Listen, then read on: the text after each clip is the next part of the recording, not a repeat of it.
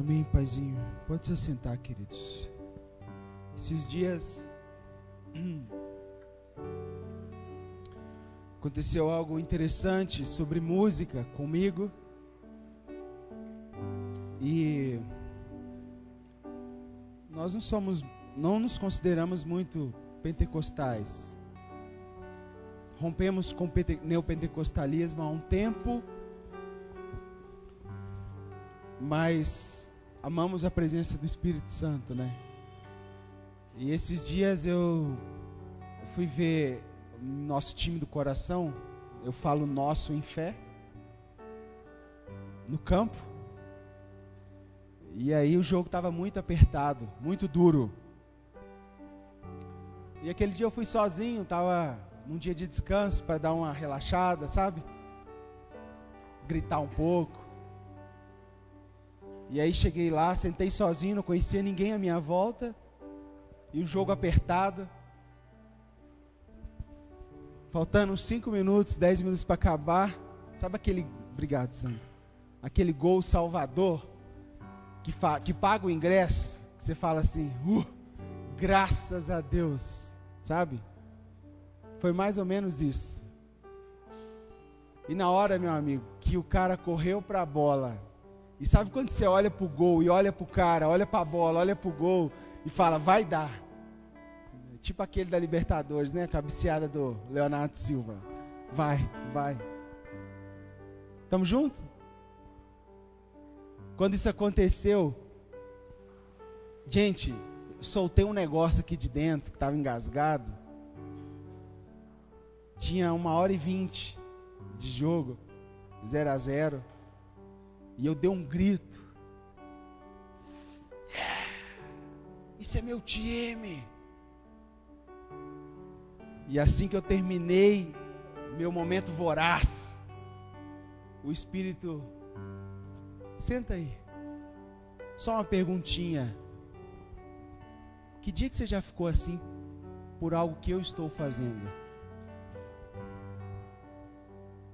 Que dia que você já se expressou com essa energia, com essa garra para mim? E aí a gente vai no show ou ia no show da Amy Winehouse, sei lá falar esse nome. E vai no show do Jota Quest, eu fui, muitos anos, né? Praça do Papa. E pula, e grita, e se expressa. E o Jota Quest recebe tudo, né? Porque ele é devido, a honra a ele é devida, né? E aí chegamos num ambiente onde é a presença do Pai.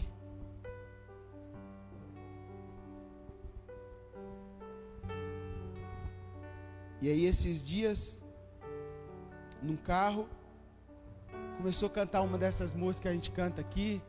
E do nada veio algo assim, é agora. Um ataque de loucura. E eu comecei a cantar daquele jeito. Fechei os vidros, né, para os outros não acharem que eu era louco. E comecei a bater no painel assim, Deus, é isso. Essa música é verdade para mim. Eu amo o que o Senhor está fazendo. É isso mesmo, venha o seu reino. Aí parou um carro com 4 meninas do lado, ouvindo aquelas músicas, com os 4 vidros baixos, Red Bull na mão, olhando para dentro do carro. E estava lá, nem vi elas, estava lá no outro lugar. Baixei o vidro, falei, sabe o que é isso? O Espírito Santo de Deus, Jesus, cara. E eu não preciso disso que vocês estão bebendo para ficar assim. A energia vem dele, e ela está aqui dentro. E é devido o meu louvor, com força, com intensidade, com verdade. Elas não entenderam nada. Fecharam o vidro e ligou o ar-condicionado. E nós temos orado e acreditado nessas canções, não para que seja um show daqui para lá, mas que seja uma única voz reconhecendo Ele. Então, à medida que avancemos nisso, acreditamos que a igreja deve prestar esse serviço de música em verdade e com intensidade. Não necessariamente com show, né? É com verdade, é com o seu melhor, com êxtase do seu melhor. Amém? Nós estamos construindo, irmãos, o panorama do Antigo Testamento e do Novo Testamento, panorama bíblico. Estamos construindo há 3 semanas. Começamos falando das 5 expressões da revelação de Deus na primeira semana. Na segunda semana, o Bruno nos trouxe uma linha do tempo panorâmica da Bíblia inteira, de capa a capa. E hoje nós vamos revisar, não porque o Bruno não fez, eu vou só relembrar o que o Bruno falou, para que mais pessoas que não estavam aqui semana passada possam acompanhar e a gente arrancar junto. Então nós teremos 2 tempos no compartilhar das Escrituras. O primeiro vai ser esse repassar da linha do tempo, do panorama da Bíblia. E por que nós estamos estudando panorama bíblico? Porque a Bíblia foi arrancada das mãos dos cristãos. Sim ou não? Confiamos no pastor, né? Só no que o pastor fala. Confiamos no que o pregador da televisão prega. E assim como foi na época do catolicismo romano, o conhecimento das Escrituras coletivamente tem caído. E nós queremos, como igreja, impulsionar para que todas as pessoas da comunidade leiam a Bíblia toda, pelo menos uma vez no ano. Para isso, criamos um cronograma temático. Se você quiser, no final da reunião, pode pegar com a gente. Isso nos livrará de toda a manipulação, controle, né? Que nós temos por aí. Estamos juntos? Sim ou não?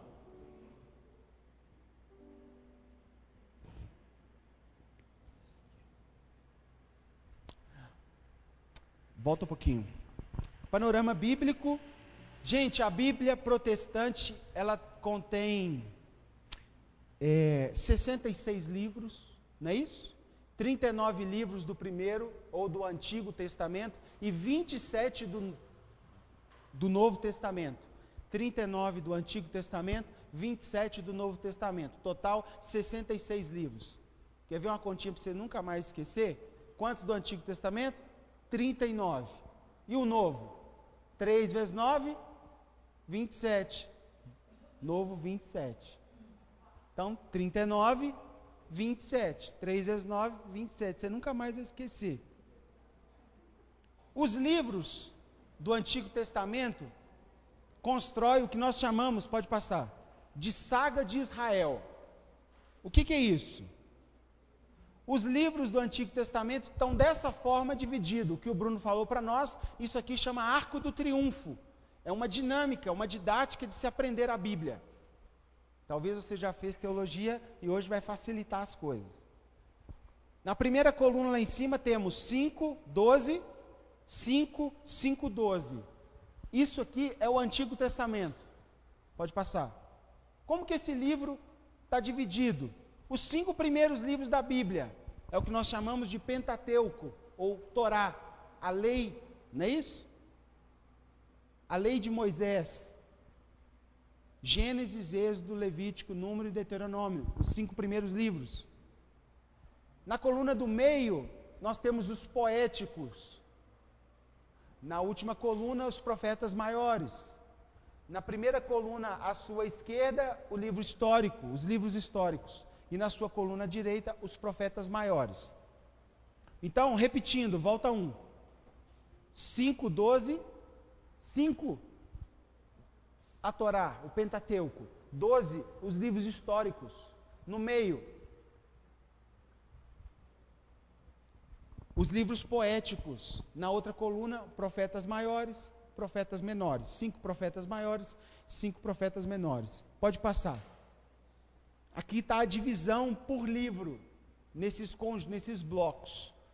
A história do povo de Israel está contida de Gênesis a Ester. Essa coluna do lado esquerdo contém toda a história do povo hebreu. Toda a história. Essa coluna do meio, esse bloco do meio de 5, são as expressões, os sentimentos, a sabedoria, os louvores, a liturgia, a poesia que esse povo que viveu a história registrou. Então, do lado de cá, de Gênesis a Esther, a história do povo hebreu. No meio, as expressões, o sentimento das pessoas que viveram essa história. E na coluna direita, os profetas maiores e os profetas menores.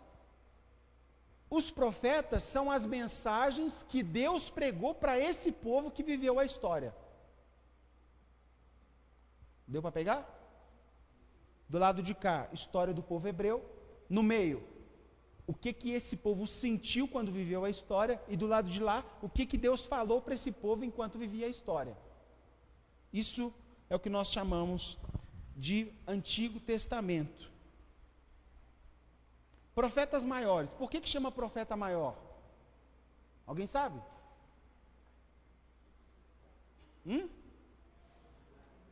Porque é a quantidade escrita, nada mais, nada menos. Ele não era maior em unção, maior em poder, nada, influência em Israel, nada. É só porque ele escreveu muito e os outros escreveram pouco. Profetas maiores, profetas menores. A história do povo hebreu, pessoal, o Bruno explicou para nós, está dividida da seguinte forma. Primeiro, criação. Foi o que ele falou, né? O Deus criador que cria do nada. E nós vamos aprofundar um pouquinho nesse assunto daqui a pouco. Aliança adâmica. Lembra que Deus faz aliança com esse ser que ele criou e faz ele ser coroa da criação? Aliança adâmica. Depois, queda, expulsão do paraíso e proto-evangelho. Pode passar. Pode me acompanhando aí. Expulsão do paraíso, proto-evangelho, aquilo que o Bruno falou para nós semana passada. Gênesis 3,15. Pode ir. Depois, dilúvio. Depois, aliança. Volta um pouquinho. No dilúvio, ele faz outra aliança. Com quem, pessoal? Quem? Com Noé. Então, dilúvio, aliança noética. Primeira aliança, adâmica. Segunda, aliança noética. Pode passar.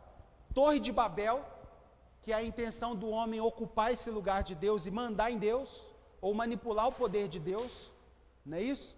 Torre de Babel, chamado de Abraão, Gênesis capítulo 12, e aí vem uma nova aliança. Como é que chama a aliança agora? Aliança abraâmica.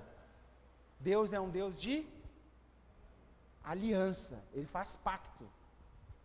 Desde sempre ele fez pacto. Eu e Ismael essa semana estava conversando. Lembra quando ele foi fazer o pacto com o Adão? E existia aquele ritual de se matar 2 animais puros. Lembra disso? Colocar um pedaço dele aberto aqui, um pedaço dele aberto ali. Vocês sabem dessa? E aí eles faziam um 8, passando no meio dos animais. E voltava. Quando vocês faziam isso com uma pessoa, significava o seguinte: eu tenho uma aliança com você, e se você quebrar essa aliança, o seu corpo vai ficar como a desse animal. Então é uma aliança de vida ou morte. Só que o que Adão faz? O que Deus faz? Desculpa, Deus com Abraão faz. Põe Abraão no sono, para ele dormir, e Deus passa 2 vezes. Por quê? Porque ele sabia que Abraão não teria capacidade de honrar a aliança que ele iria fazer. Então Deus põe Abraão dormindo e passa 2 vezes, e falando para o homem dormindo. Lê lá. Fala para ele: Abraão, eu serei assim com a sua família, eu serei assim com a sua posteridade. E o Abraão está dormindo. Você fica pensando, com o que ele está falando? É porque Deus está passando pelos 2. O que ele queria dizer? Que ele mesmo enviaria alguém para morrer como aquele animal. Quem seria? Pode passar. Os patriarcas, Abraão, Isaac e Jacó, não é isso? Tem uma história muito legal dos patriarcas. Qual foi a promessa para o primeiro patriarca, Abraão? Vamos rapidinho, gente, aproveitar o tempo. A promessa era descendência, certo? Filhos, geração. Só que Abraão casa com quem? Casa com Sara. E Sara pode ter filho, gente? Sara era estéril. Aí Deus lá na frente abre a madre de Sara, né? E nasce quem? Isaac. Aí Isaac é a história mais verdadeira que eu já vi na Bíblia. Ele olha para Rebeca a primeira vez e fica extasiado. Fica possesso de amor.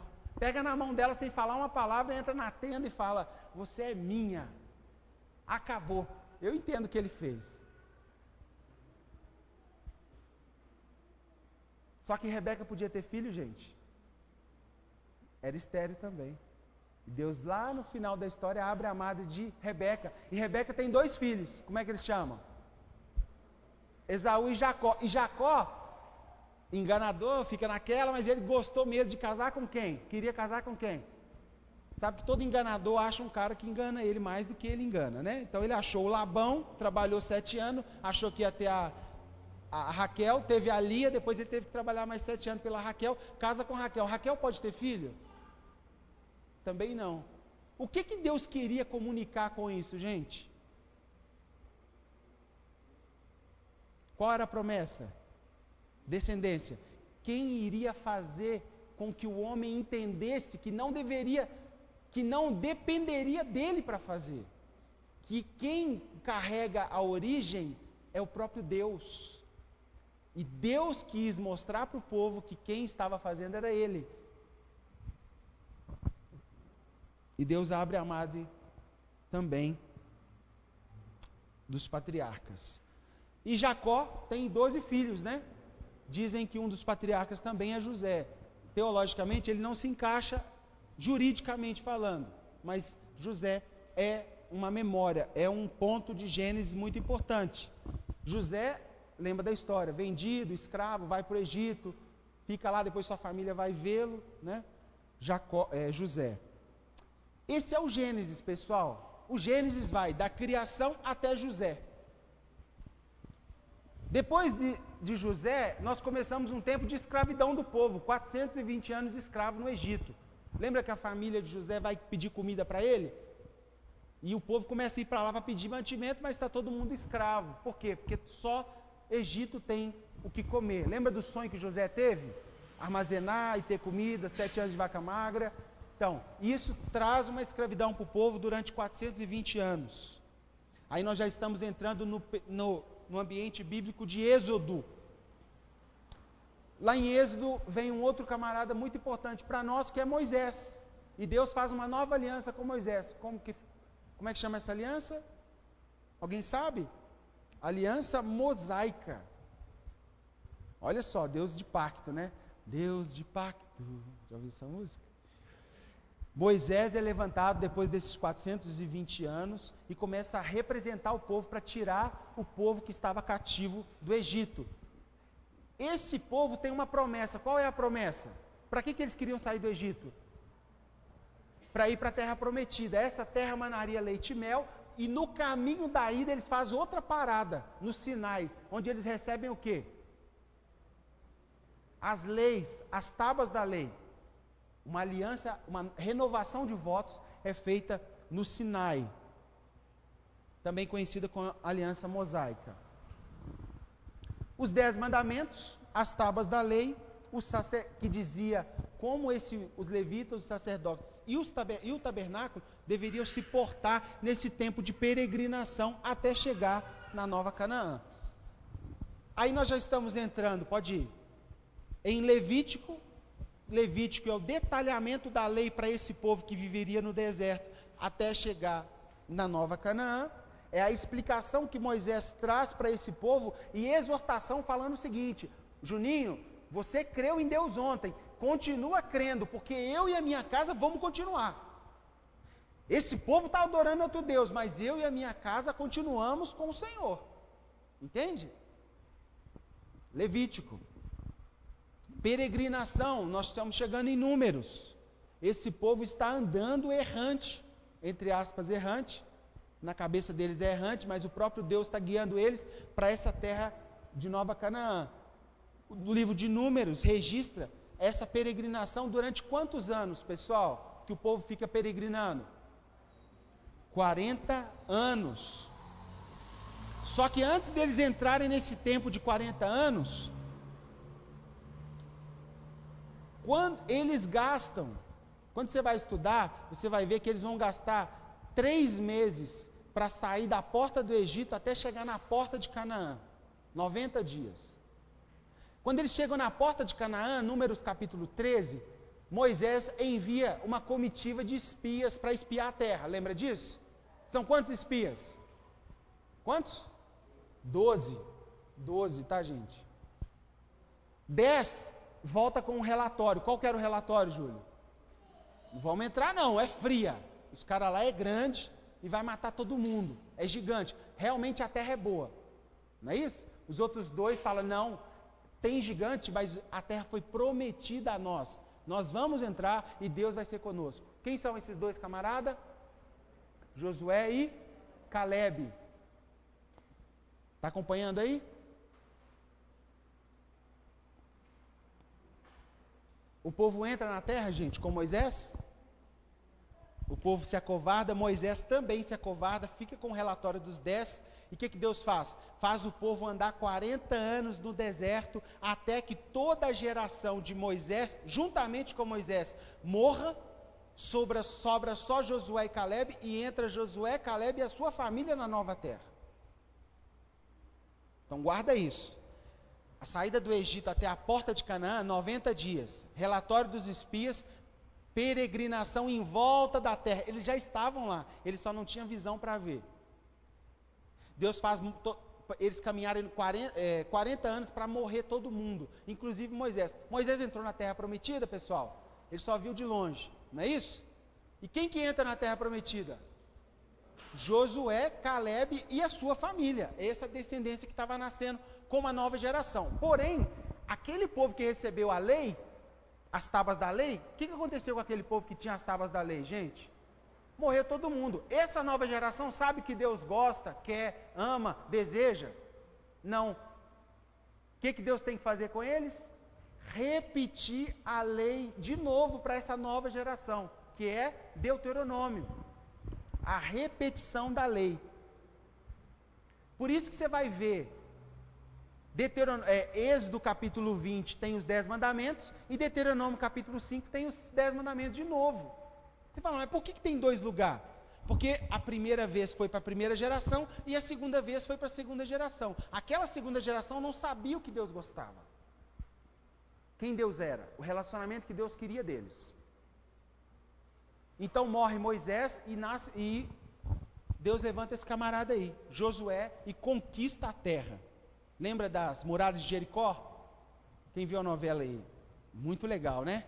Eles chegam lá porque aquilo ali, gente, é muito legal para Israel. Sabe por quê? Porque até aquele momento Israel só tinha vencido batalhas com armas. E Deus começa a falar para eles um novo estilo de lutar. Canta. Uau! Toque trombeta. E deixa eu ser. E eles entram na terra. Conquista da terra prometida, divisão da terra para as 12 tribos. Em quantas partes? São 12 tribos, não é isso? 12 filhos de Jacó. Quantas partes da terra foi dividida? 12? 11, por quê? Porque os levitas não poderiam ter porção de terra. A porção deles era o Senhor.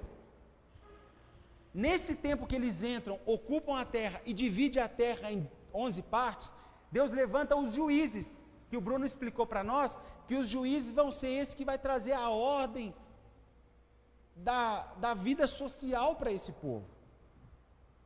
Alguns juízes daquela época, Sansão, quem mais? Filho da prostituta, como é que ele chamava? Jefté, Gideão, até o último juiz chamado Samuel. Samuel foi o último juiz. E aí um dia Samuel está lá e recebe uma comitiva de gente chegando até ele e fala assim, ó, a gente cansou de ser guiado por juízes e ser guiado pela mente de Deus. Nós queremos ter um rei, assim como as outras nações têm rei. Não é isso? Aí o Bruno explicou para nós que Samuel ficou triste, achou que o problema era com ele, foi perguntar a Deus, Deus falou, não, eles não estão rejeitando você e o seu governo, eles estão rejeitando a mim, dê a eles o rei que eles querem.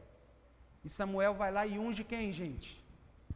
Primeiro rei, Saul. Abre-se um tempo em Israel chamado Reino Unido, ou tempo da monarquia. Reino Unido, primeiro rei, Saul reina quantos anos? 40 anos. Segundo rei, Davi reina 40 anos. Terceiro rei, Salomão reina 40 anos. Salomão morre, o Bruno falou para nós que o filho dele, Jeroboão, se rebela. Não, filho dele, Roboão, filho de Salomão, se rebela não, ele propõe uma ação para esse povo que até então estava unido, mas com a morte de Salomão iria se perder. Ele fala o seguinte: vamos escravizar ainda mais esse povo, vamos arrecadar mais recursos.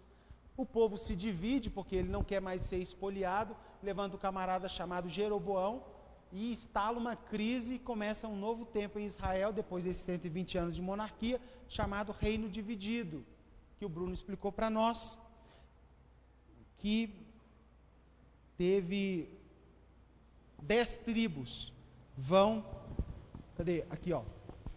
10 tribos vão para o Reino do Norte, 2 tribos vão para o Reino do Sul. Reino do Norte, Israel. Reino do Sul, Judá. Quem fica do lado do Reino do Sul? Judá e Benjamim. Todas as demais tribos, Reino do Norte. Então nós falamos aí, Josué, Juízes, Reino Unido. Aonde que está a história do Reino Unido, pessoal? 1º e 2º Samuel. E Reino Dividido? 1º e 2º Reis. E o livro de Crônicas? Crônicas é o resumo desses 2 tempos. As notícias principais que aconteceu no Reino Unido e no Reino Dividido vai ser repetida no livro de Crônicas. É justamente nesse momento que nascem os profetas, ou que se manifestam os profetas, mais ou menos 800 anos antes de Cristo. E os profetas são divididos em 3 categorias: pré-exílico, exílico e pós-exílico. Quem são os pré-exílicos? Os pré-exílicos é aquele que antes do povo de Deus ser invadido, começa a falar: olha, acerta a sua vida que o pau vai quebrar. Gente, só para ter uma noção, o Reino do Norte teve 19 reis. Sabe quantos foram fiéis a Deus? Chuta. Nenhum. Nenhum rei fiel a Deus. E no Reino do Sul? 20 reis. Quantos fiéis a Deus? 8. Exemplo, Josias, lembra do Ezequias? São reis que foram tementes a Deus. Quem são os profetas pré-exílicos? Isaías, Oséias, Joel, Jonas, Miqueias.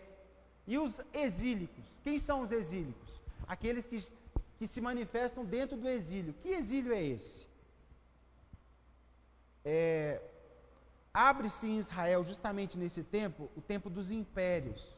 O Império Assírio é o primeiro que vai invadir Jerusalém, vai tomar toda a terra e dar um espalho no povo, vai pedir para o povo ir embora.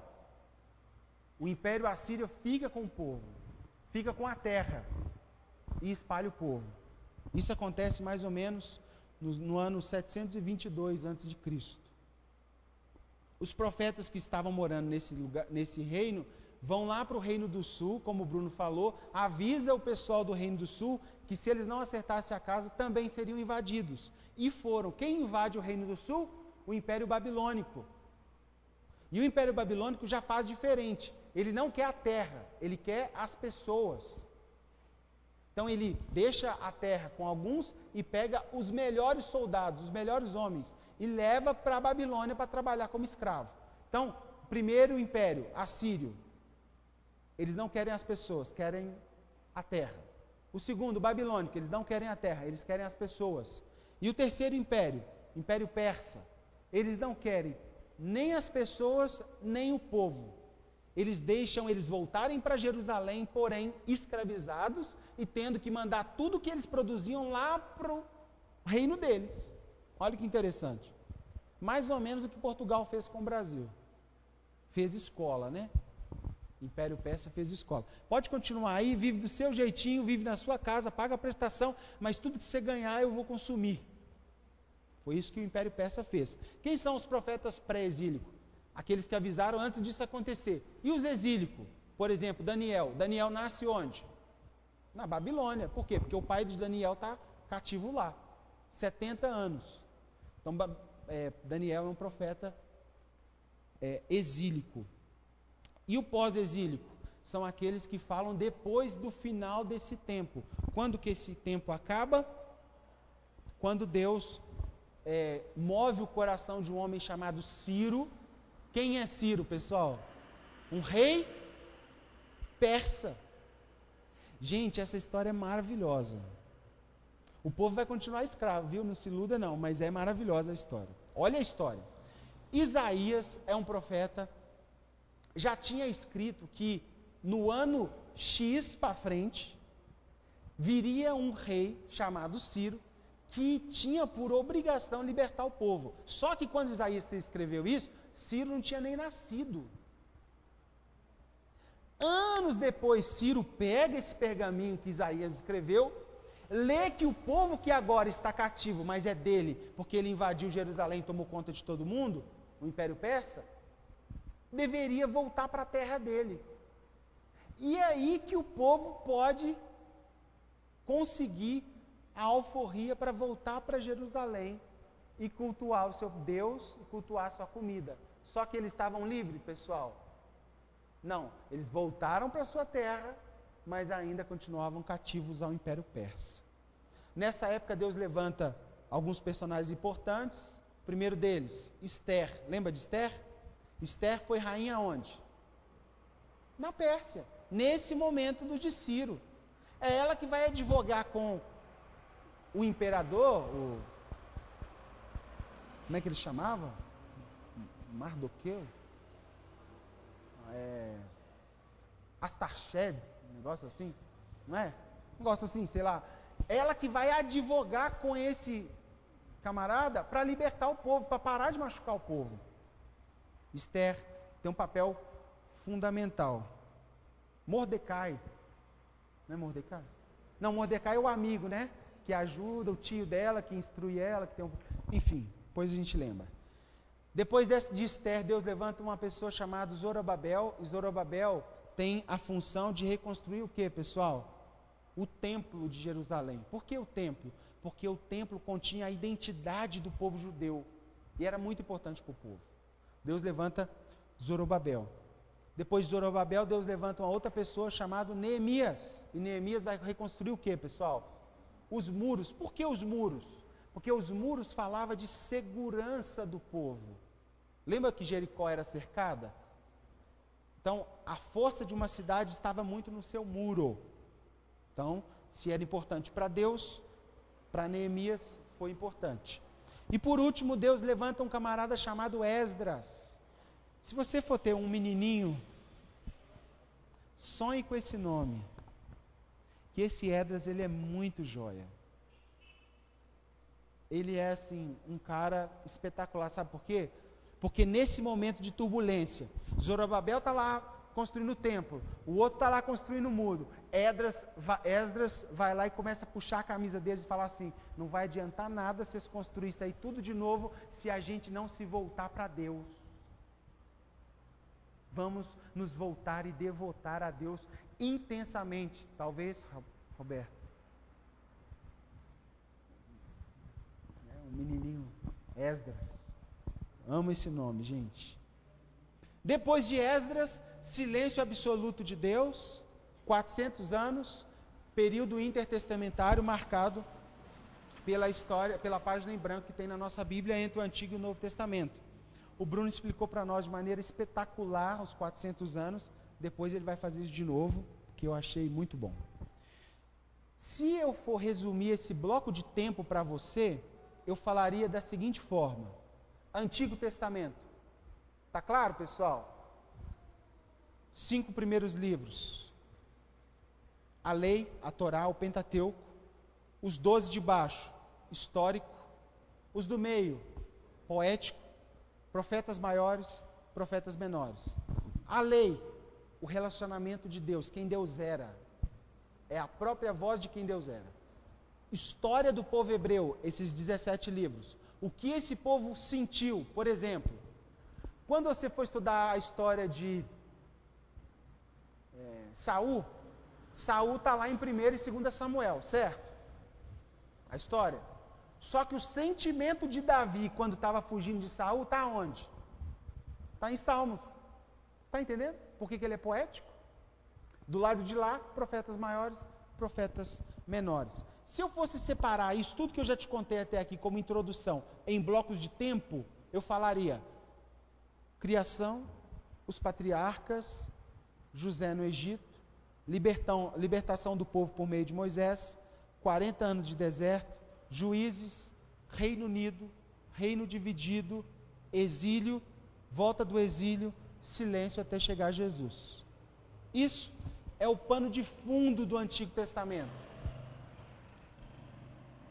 Hoje, nós vamos trabalhar 3 características desse pano de fundo bem rapidamente. Como eu falei, é um panorama. Até aqui, construtivo? Põe naquele outro para mim, por favor. Está aí? Criação, queda e redenção. Esse é o nosso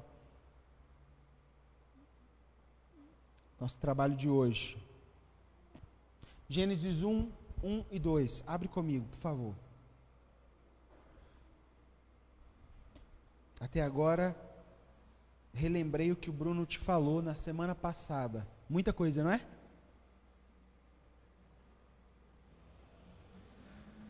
Ufa! Cansei. Gente, depois que essa organização entrou na minha cabeça, a Bíblia se tornou outra na minha vida. Gênesis 1 e 2. No princípio criou Deus os céus e a terra estava sem forma e vazia, havia trevas sobre a face do abismo, e o Espírito, com E maiúsculo, de Deus, pairava sobre as águas. Primeira coisa que a gente precisa trabalhar na criação é que Deus, a Bíblia, não é um livro que se propõe a provar a existência de Deus cientificamente. Não é para isso. Se você for conversar com um ateu e ele te puxar para esse lado científico, o estudo desse livro, não entre, você vai apanhar demais. Porque a Bíblia não se propõe em contar que Deus existe, porque ela já trata como pressuposto. Deus é e começa a criar. Olha como que começa o livro. No princípio criou Deus. Não tem nada antes disso. Para nossa mente entender eternidade é difícil. Mas esse Deus em Abraão machucou, tadinho. Esse Deus em Abraão, esse Deus aqui em Gênesis, é um Deus que está criando a partir dele mesmo. Então a Bíblia está mais preocupada em revelar o caráter desse Deus e como esse Deus gostaria de se relacionar com o ser criado. Não provar a existência de Deus. Deus é. Dizem que quando Deus precisou dar um nome a respeito dele mesmo, YHWH, lembra quando Moisés pergunta para ele e tal, aí ele fala, alguns traduzem como Yahvé, não é isso? YH, dizem que a sonoridade desse som, no hebraico, é o som da nossa respiração. Quando pergunta para Deus, quem você é? Ele fala assim, eu sou isso. Por isso que todo ser que respira, entende? Porque ele é, o som do nome de Deus é isso. No hebraico, YHWH emite esse som. Deus não teve início. Deus é eterno. Ele é sem começo e sem fim. Ele começou tudo, ele causa o início de tudo por meio dele mesmo. Deus dá vida inteligente ao caos, pessoal. A terra existia aqui, acabou de ser criada, mas ela também estava em caos. E Deus começa a organizar esse caos. Esse mundo não se autogerou, viu, gente? É impossível. É possível até considerarmos a ideia do Big Bang, sem tirar o criacionismo de Deus. Porque o Big Bang por si mesmo, ele não pode criar a vida. Entende? Pode ter havido as duas coisas. Deus cria e também houve um Big Bang. Entende? Deus dá vida inteligente. O conceito da criação implica na constatação que existe um sentido e intencionalidade de um Deus que é o criador de tudo. É o Deus que cria a partir dele mesmo e que cria intencionalmente. Gente, isso é lindo demais. Vou contar uma historinha rapidinho. Eu não sei como que vocês, assim, já aconteceu isso com vocês. Por exemplo, a minha sogra pinta esses quadros, né? E ela nunca tinha pintado na vida. Nunca tinha feito, ela sempre mexeu com artesanato, com outras coisas, mas pintura não. E um dia ela foi numa reunião de oração e estavam orando pelas áreas de influência da sociedade e orou sobre a arte. E a pessoa foi orar por ela. E orou por ela pelo dom da criatividade, pela habilitação nessa área. Ela chegou em casa, comprou uma tela. E o primeiro quadro que ela pintou, sabe qual foi? Aquele leão da entrada. Quando vocês entram aqui na porta, tem um leão assim. Que lá foi o primeiro quadro que ela pintou. De onde que provém essa pulsão criativa dentro do ser humano? Do mesmo lugar que pulsou a criação de todas as coisas. Então, por exemplo, quando você olha para uma pessoa, olha para um monte de jornal e acha que é só um jornal velho, e uma outra pessoa olha para um monte de jornal e já vê um cesto, vê um pássaro, vê, o que mais? Um lugarzinho de colocar o ovo em cima da mesa, que fica bonito. O que tem de diferencial nos dois? É porque a pulsão criativa emana daquele ser. E quando alguém cria uma música, gente, a maior constatação que Deus criou é que nós criamos. Isso é lindo. Então, toda vez que você lembrar a criação, um Deus regente cria e me dá intencionalidade criativa. Que coisa maravilhosa. E música, gente. Quando eu escuto aquela música assim. Só último parênteses, ou mais um parêntese. Primeira vez que eu vi o filme Som do Coração. E aquele menininho pega o negócio e pega o violão, e a menina pega o... Meu coração quase saiu para fora.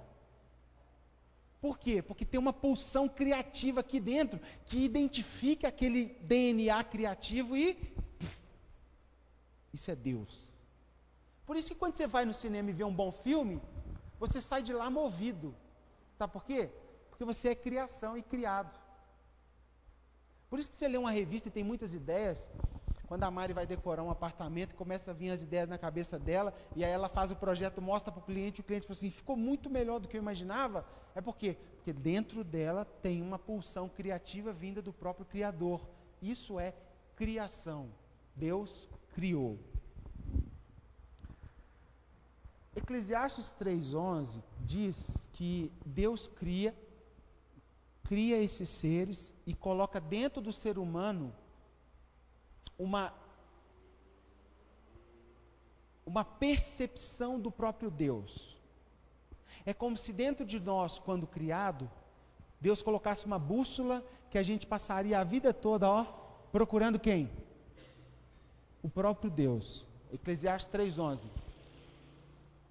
Deus colocou no coração do homem o desejo pelo eterno, sem que o homem soubesse o que ele tinha feito. Desejo pelo eterno. Lembra da frase do C.S. Lewis?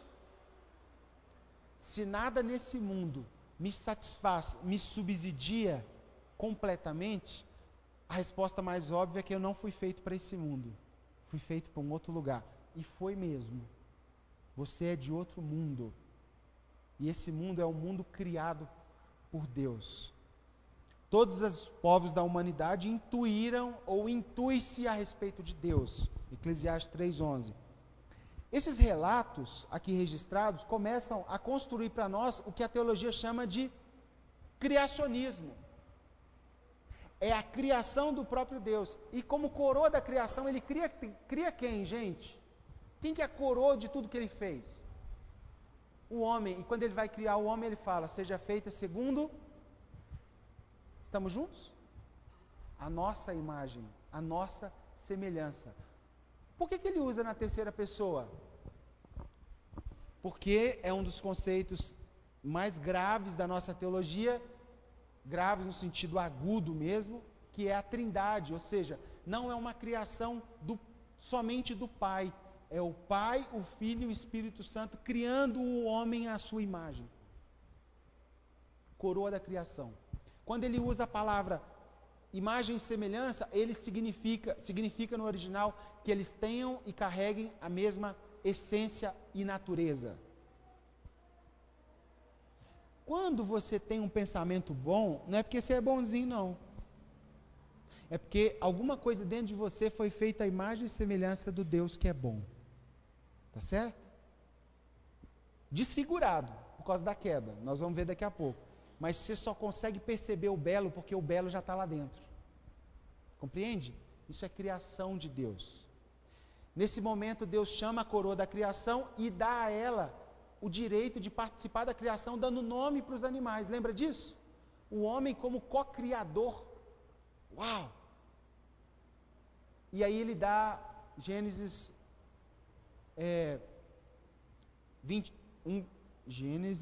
2... Gênesis 1, 28. Dominai a terra e sujeitai-a. A palavra dominar tem a ver com regência. Ou seja, esse ser criatura, criado à imagem e semelhança de Deus, teria a atribuição de fazer o que com a terra, gente? Reger a terra. Tá chato? Podemos continuar mais um pouquinho? Esse ser vai construir junto com Deus, o nome dos animais, para ele ter um senso de cooperação, e agora ele vai reger essa terra criada. Isso é o que a teologia chama de mandatos criacionais. O que é isso? Deus manda o homem se relacionar como mordomo da criação, que nós chamamos de mandato cultural. Deus chama o homem para se relacionar com ele, mandato religioso ou mandato espiritual. E Deus chama o homem para se relacionar com o próximo, que nós chamamos de mandato social. 3 mandatos.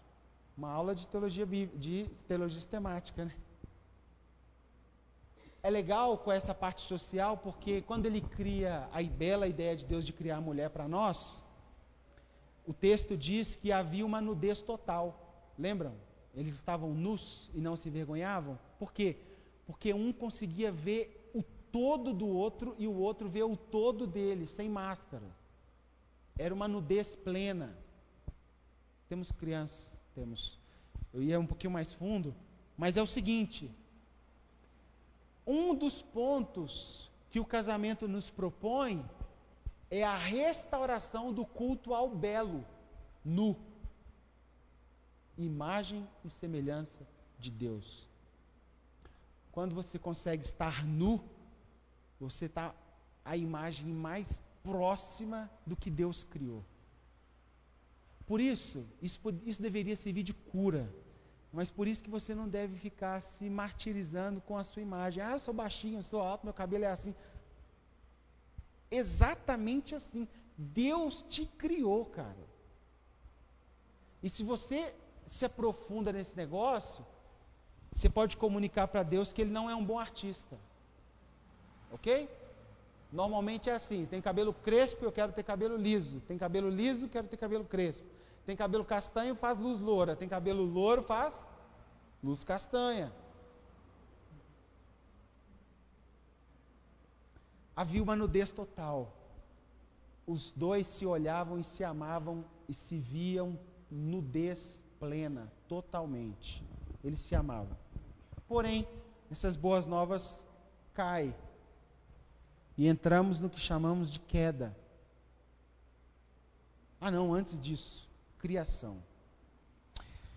Esqueci do nosso amigo Aslan, que vai dar uma palavrinha para nós hoje.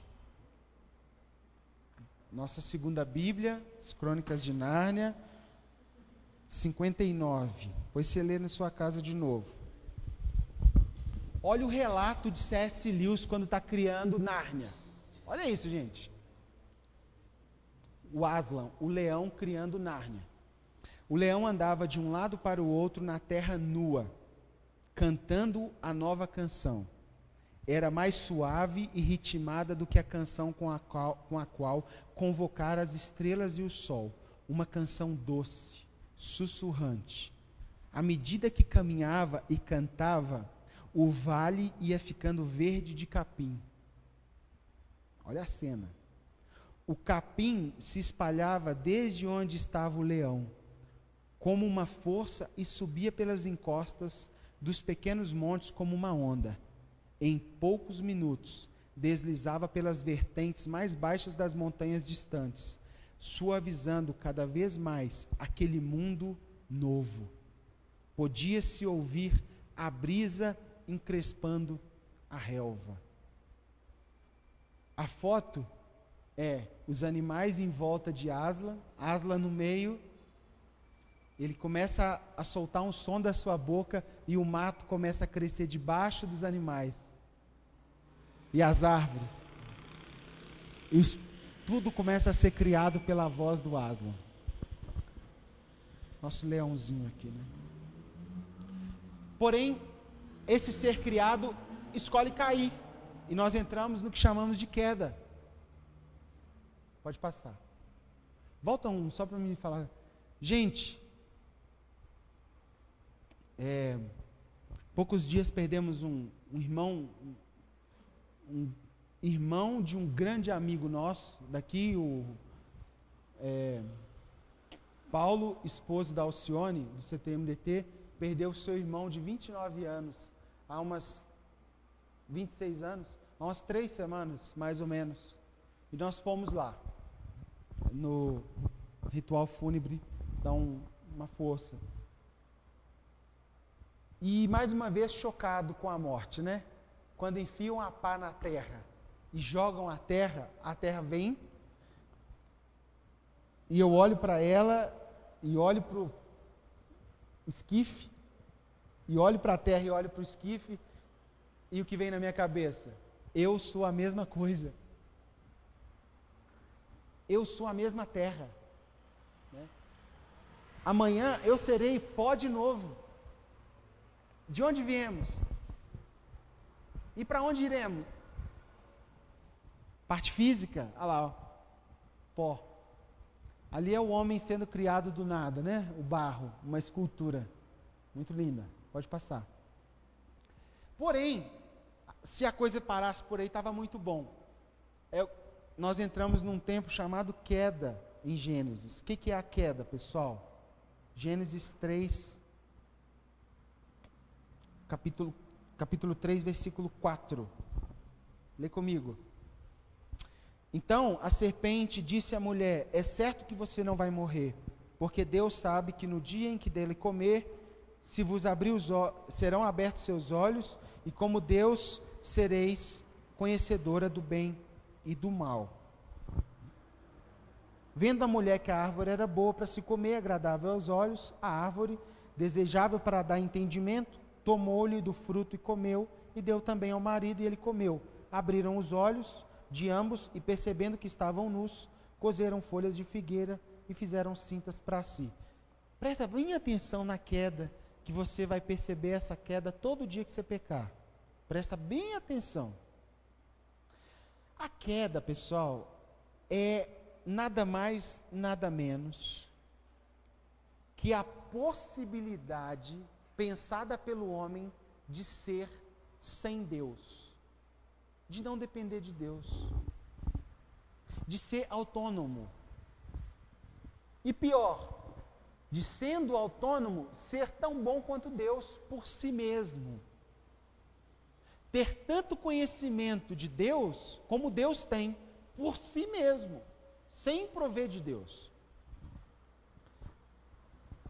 Você vai falar assim para mim, David, então você quer estar me falando que Deus criou o mal, né? Não, Deus não criou o mal. Deus criou a possibilidade do mal quando Ele criou o ser humano e deu a ele um negócio chamado livre-arbítrio. E o livre-arbítrio, para mim, é a maior prova de amor de Deus. Porque Ele poderia ter feito um boneco. Sim ou não? Ele poderia ter feito um boneco e ficado com as mãos estendidas desse jeito, com o boneco lá no Éden. Podia ou não podia? Está na hora de comer. Não é isso? Ele não faz isso. Ele cria um ser, olha dentro dele e fala, tenha a minha imagem, mas me amar, ser comigo, uma hora vai partir de você também. Aí a teologia vai entrar em várias brigas, falar que é impossível esse livre-arbítrio ser possibilitado ao homem. Outros vão dizer que se Deus se revelar, é impossível esse homem também não se dobrar. Enfim, o mal, Deus não criou o mal, Deus criou o bem. Mas quando Ele cria esse ser humano e dá a ele a capacidade de se devotar por Ele também, ele caiu. Caímos, pois, na possibilidade do mal. Aprofundando um pouquinho na queda, para você levar para toda vez que você for tentado a pecar. Qual que é o primeiro aspecto da queda? O primeiro aspecto da queda, pessoal, é a incredulidade. Crer é diferente de acreditar, viu, pessoal? Você pode até acreditar, mas se você não confia no que você crê, você não crê. Você sabe qual é, sabe quem Deus é, sabe o que Ele pode fazer, mas se você não se devota e se entrega, você não crê. Você não confia. O que aconteceu aqui foi que Eva duvidou de Deus. Ela aceitou a dúvida que a serpente plantou nela. A serpente falou assim, ó, se você comer, você não vai passar mal, não.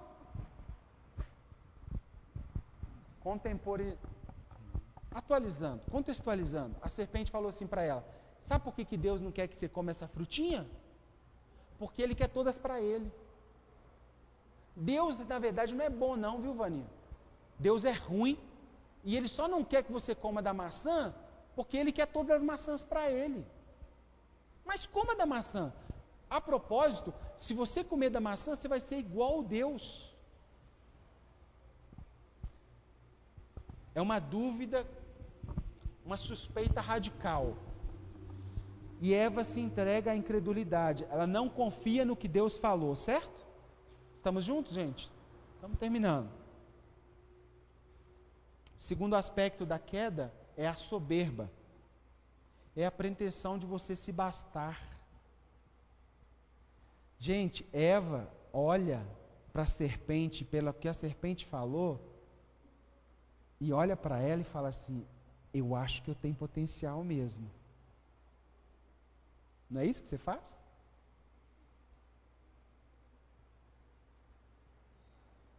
Não é assim?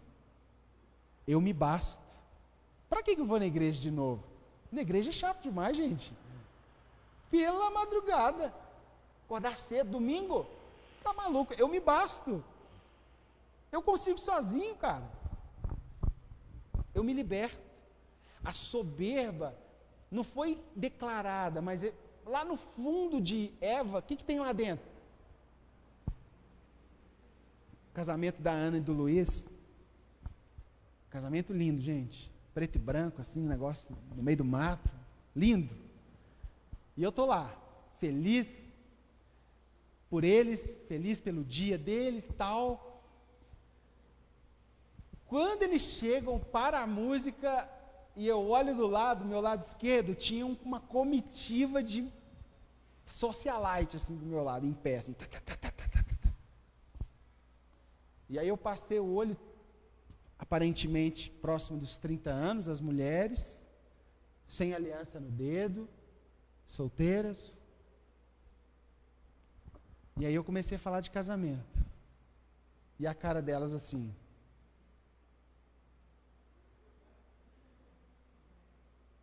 Aí nós chegamos nesse ponto da autossuficiência. Peguei uma granada daquelas boas. Vou te falar qual é a granada.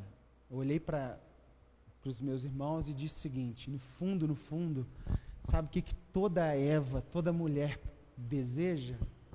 Um homem macho, para reclinar a cabeça e se sentir segura. Alguém que compra o seu bolo. Alguém que mata a barata. Entende? Não é isso, Fernando? É isso. E aí o semblante delas começou a cair. E no final, Ana, como é que estava? Estava todo mundo arrebentado. Implodiu elas por dentro. Porque a soberba, a autossuficiência, e nós seres humanos somos extremamente autossuficientes, gente. É ou não é? A coisa melhorou para o seu lado, você foge e fica só para você. É assim que a gente é. A gente não quer abrir nosso problema com ninguém, não. A gente quer resolver sozinho, porque a gente dá conta, né? A gente é muito autossuficiente. Não se esqueça, esse foi um dos características do pecado de Eva. E Adão pecou também, gente? Pergunta, aonde Adão estava quando Eva resolveu pecar, hein, gente? Onde estavam esses homens machos? Jogando videogame.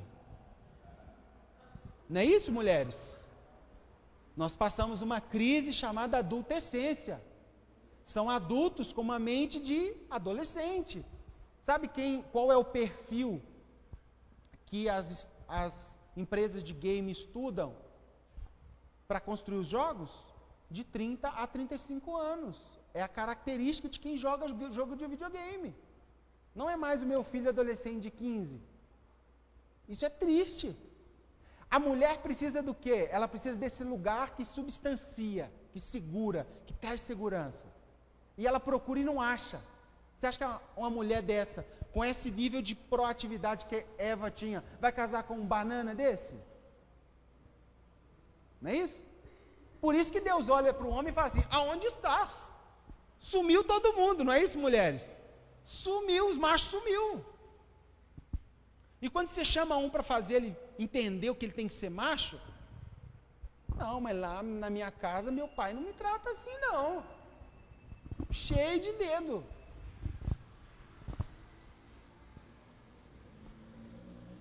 Meu avô pegava uma ripa, né, marceneiro, pegava uma ripa e costumava bater na perna assim, falava assim: ah, menino, toma jeito de homem. A gente pequenininho. E batia na perna. Toma jeito de homem, daqui uns dias essa ripa vai estralar na sua bunda. Toma jeito de homem. O que Adão, a hora que Eva resolveu pecar, Adão pegou na mão dela e falou assim: quem que você acha que você é para mandar no seu nariz? Quem manda no você, na sua vontade, etc., é Deus e depois sou eu. Então você não vai pecar coisa nenhuma, não. Nós vamos continuar amando, é Jesus. É Deus que nos criou. Seria legal, né? O que o Adão fez, gente? Aqui. Estou viajando, né? Está sendo legal para vocês entenderem. Adão está lá. Eva chega. Nossa, uma maçãzinha gostosa. Está afim? A serpente falou isso e isso. Está afim? Ah, por que não, né? Deixa eu só dar pausa aqui no meu videogame. Um minutinho só. Clique. O que é mesmo? Ah, é uma maçã, me dá isso aí. São os nossos homens de hoje. moleques. Quando a terceira característica da queda é a concupiscência. Sabe por quê? Porque Eva desejou por ela mesma, gente. Desejo. Fala comigo, desejo. De novo, desejo.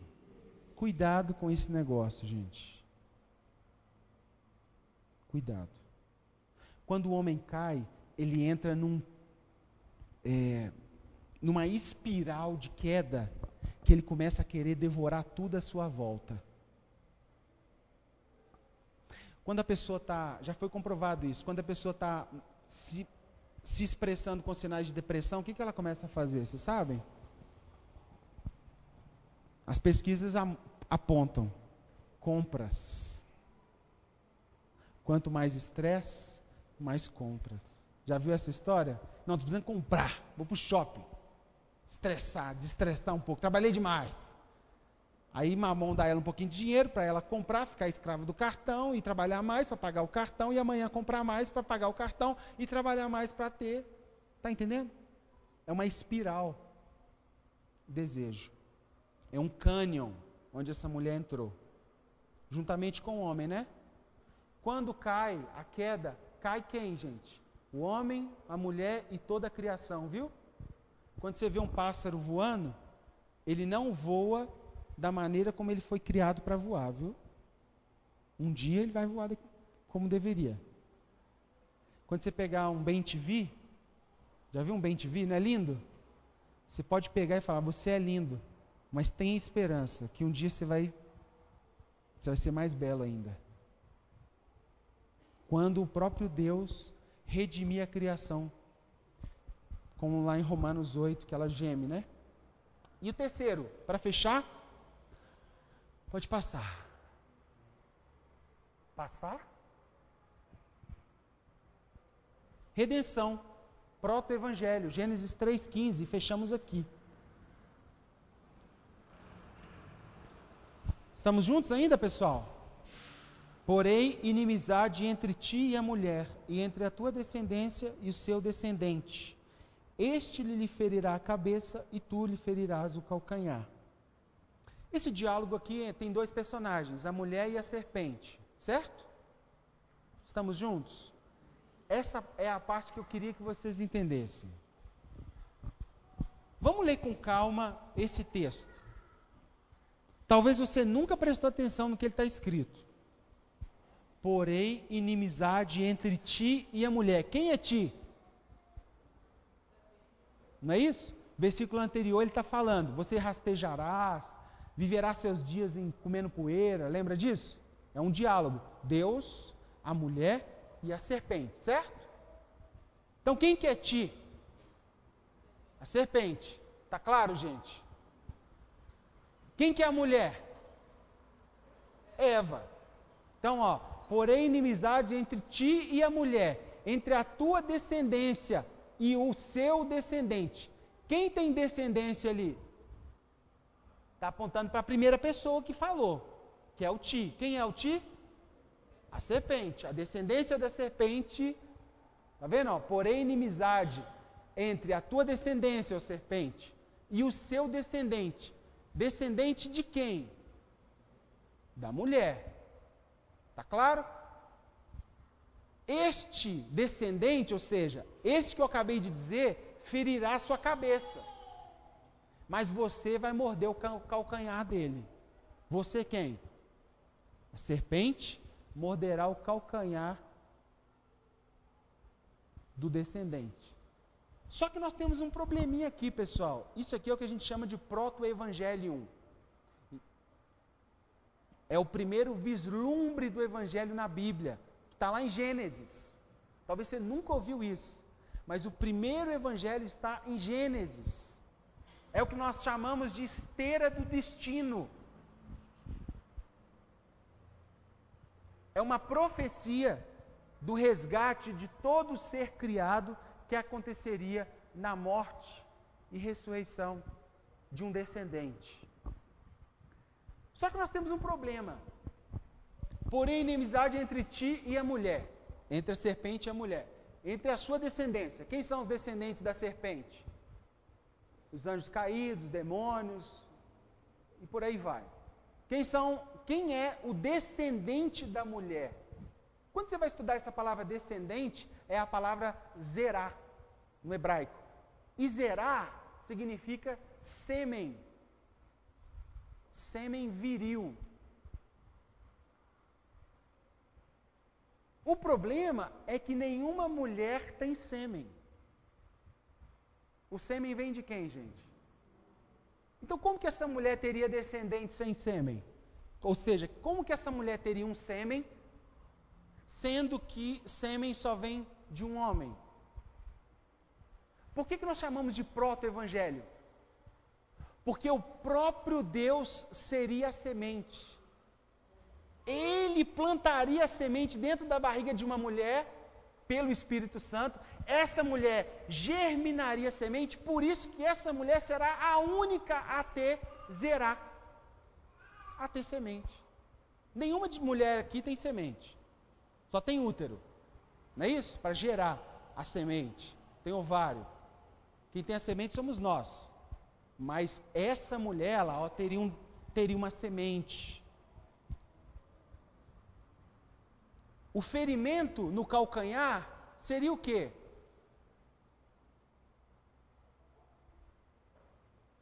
A própria cruz, a crucificação, a dor que esse descendente sofreria.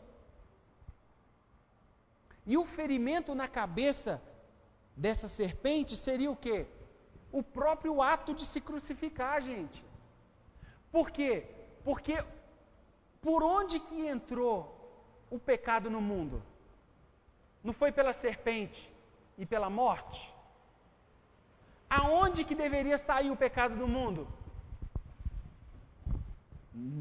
Pela semente e pela morte. Porém, o plano da serpente é que o que morreria, morreria. Ele não sabia que quem morreria seria o Filho de Deus que ressuscitaria.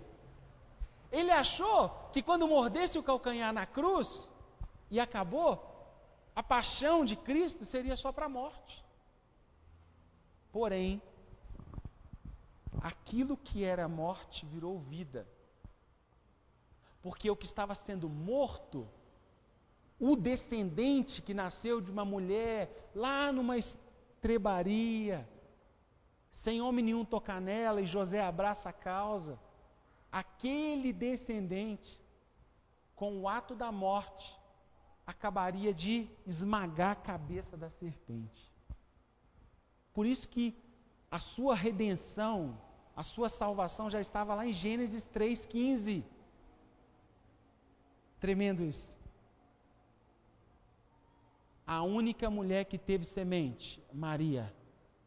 Por quê? Porque o próprio Deus deu o sêmen dele para Maria. Pelo Espírito Santo, ele plantou a semente. Mulher nenhuma tem sêmen, só Maria teve o sêmen de Deus e germinou.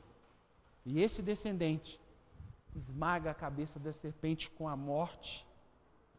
E a morte, que até então era morte, se torna a vitória da cruz, a redenção, a reposição desse homem que caiu aonde? Caiu lá no jardim e está sendo recolocado aonde? Depois você estuda para você ver. O local onde Adão caiu, os teólogos dizem ser o mesmo local onde Jesus foi crucificado. Ok? O sangue que escorre da cruz e brota na terra é no mesmo solo, milhões e milhões de tempo depois que recebe a semente do sangue. E o sangue de Jesus clamava por quê, pessoal? O que a morte de Jesus clamava para os demais? Sejam regenerados, sejam salvos. Aquilo que era plano de morte, agora é plano de vida. Concluindo, dá para ficar de cara, gente? 2h20 da manhã eu estou com essa na cabeça assim. Não é possível, ele não fez isso não. Acho que vocês não estão entendendo. Gálatas 4:4, fechando. Olha o que Jesus fez, gente. Lá em Gênesis capítulo 3, versículo 15. O que Jesus fez em Gênesis 3:15. Isso é para te tirar o seu sono de hoje. Gálatas 4:4. Aleluia! Estou pentecostal hoje, né? Gálatas 4.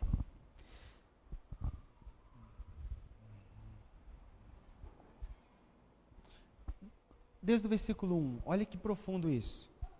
Digo, pois, que durante o tempo em que o herdeiro é menor, em nada difere do escravo, posto que ele é senhor de tudo, mas está sob tutores e curadores até o tempo predeterminado pelo Pai. Assim também nós, quando éramos menores, olha isso, estávamos servilmente sujeitos ao rudimento do mundo, vindo, porém, a plenitude do tempo, Deus enviou seu Filho, nascido de mulher, nascido sob a lei, para resgatar os que estavam sobre a lei. Qual lei que estava nos pressionando, gente? A lei do pecado. E Deus tinha que mandar alguém para nascer, Ele poderia mandar um anjo. Quando Ele fala que segundo a lei ou sob a lei, ou seja, sobre a lei natural, é um homem que nasce como os demais, a fim de que recebêssemos a adoção de filhos. Versículo 6. Porque vocês são filhos, e por isso Deus enviou ao nosso coração o Espírito Santo, que clama por Abba Pai. Hebreus capítulo 2, versículo 14.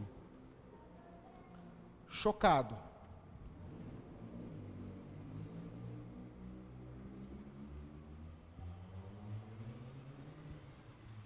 Redenção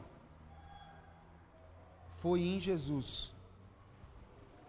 Lá em Gênesis 3:15. Agora vamos ler Hebreus 2:14 e 15. Visto, pois, que os filhos têm participação comum de carne e sangue, destes também ele igualmente participou, para que por sua morte destruísse aquele que tem o poder da morte, a saber, o diabo. Hebreus 2:14. Agora vamos ler o 15. E livrasse todos que pelo pavor da morte, lá de Gênesis capítulo 3, estavam sujeitos à escravidão por toda a vida. Gente, isso aqui é maravilhoso, não esqueçam isso. Quando você vê Paixão de Cristo, quem já viu Paixão de Cristo? Lembra que quando Jesus está sendo crucificado, Satanás passa lá atrás, com uma roupa assim, com aquela cara branca, e dá uma olhadinha assim para a cruz, e dá um sorriso? Lembra disso? Quem lembra? Aquilo ali, pessoal, é porque ele não sabia que a morte seria vida. Ele achou que a morte era morte. E ele está passando de largo, rindo de Jesus, e Deus está olhando lá de cima e falando assim: sabe de nada. A vida brotará da morte. Por isso que depois o apóstolo Paulo pode orar: onde está seu aguilhão, ó morte? Porque aquilo que feriu com morte, agora fere com vida. Lindo. Romanos 16:20. Que isso? É muita dádiva, né, não, pessoal? Desde a criação do mundo, o nosso Deus já tem um plano para nos redimir, lá em Gênesis.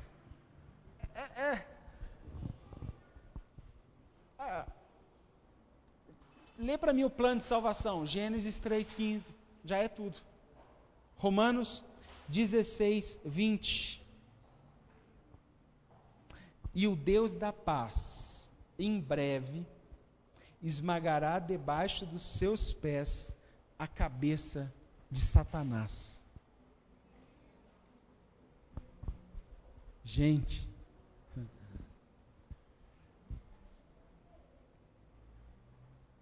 os dias de Satanás estão contados, cara.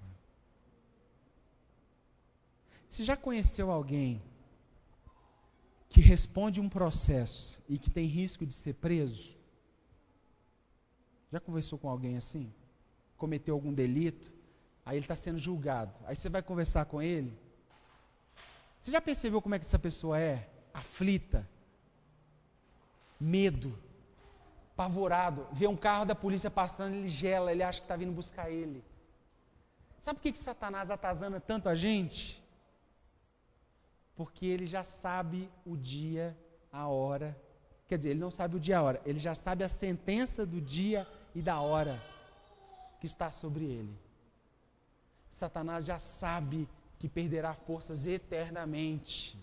Coisa linda isso, não é lindo? Fechando, Apocalipse 20, 10. Romanos 16 é a promessa e o cumprimento, Apocalipse 20, 10. Sabe aquele culto que você vai, que o pastor abre um versículo só e conta a história depois de tudo que ele acredita sobre aquilo e fica lá 40 minutos? Quando nós pedimos para você acompanhar e estar junto e abrimos vários textos, é para inverter essa lógica. Estamos construindo juntos, tá bom? Apocalipse 20, 10. Palavras de João. O diabo, o sedutor deles. Sedutor de quem? Sedutor de quem, pessoal? Nosso. Nós só pecamos porque ouvimos ele. O diabo, o sedutor deles, foi lançado para dentro do lago de fogo e enxofre, onde já se encontram não só a besta, como também o falso profeta, e serão atormentados de dia e de noite pelos séculos dos séculos. Amém. Pergunta para você que estuda bastante, sabe muito de Deus. Pergunta racional. Temos provas cabais que isso tudo aqui, que nós lemos até aqui, tem mais um pouquinho aqui, né? Até aqui se cumpriu, sim ou não? Se cumpriu? Tem relatos históricos, tem testemunho, não é isso? Você duvida que a carta de Paulo a Timóteo foi a Timóteo, e Timóteo era uma pessoa? Você duvida disso? Você acredita? Pergunta. Por que não acreditar que só falta isso? Entende o que eu estou falando? A promessa que Satanás será esmagado, que nós teremos novo céu e nova terra, que nós viveremos em plenitude de vida, que seremos eternamente filhos, que estaremos constrangidos profundamente, eternamente diante do trono de Deus, como filho remido do próprio Jesus, do próprio Deus por meio de Jesus. Falta só isso, tá, pessoal?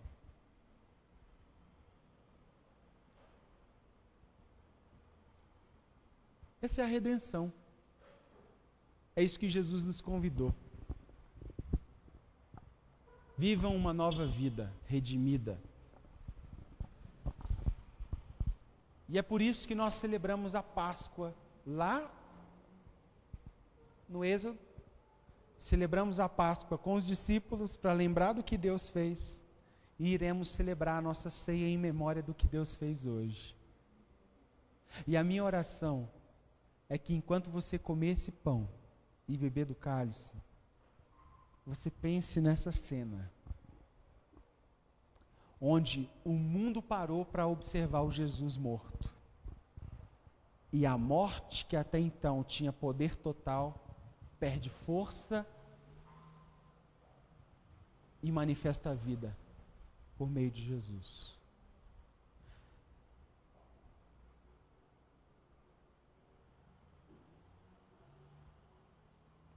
Criação, Deus criou tudo. Queda, nós escolhemos cair. E redenção, Deus reconciliou tudo. O que eu fiz para isso? Nada. O que eu merecia disso? Nada. Então por que eu devo usufruir disso? Pela graça. Se lançar nos pés dele e falar: maravilhosa obra da cruz, que não de graça, mas por força de morte, mas pela tua graça nos alcançou.